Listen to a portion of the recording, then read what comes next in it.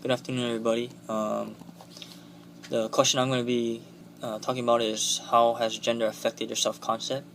First off, I'm an only child, so in terms of roles and chores that I was assigned, I grew up doing the different chores, whether it was washing the dishes, doing the laundry, doing yard work, taking out the trash, and any other type of chores. It didn't really matter. I did it all. I also grew up in a family where it didn't really matter what gender you were. Like my cousins, when I would be with my cousins, they always would take turns. Didn't matter what gender they were. They would take turns doing different chores.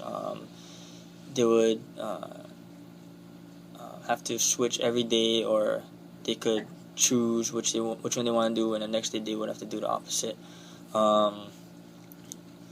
Also, I noticed that with my parents. My mom and dad would be the same way. Both of my parents do the laundry and wash the dishes and cook and clean.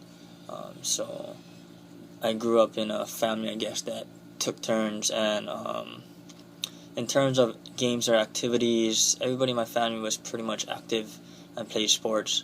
Especially from my dad's side, they were very active in baseball. So my parents really wanted me to play sports. It didn't really matter which one, but so I chose baseball when I was a young kid, and I guess it really made my dad especially feel comfortable because he loves baseball and I love baseball, so it kind of brought us closer as a father-son. And also from my cousins, they all play sports, whether it was wrestling or golf or basketball or volleyball or softball or baseball. So that kind of brought the competitive edge to me, I guess, because when it comes to anything sports or anything that has to do with competition, I'm really competitive in that aspect. Maybe the only things that I kind of saw difference in gender roles probably would be, of course, clothes and toys, I guess. When I was a young kid, the girls would have the dolls, the guys would have like the Power Rangers, the toys, and all those Transformers or whatever. But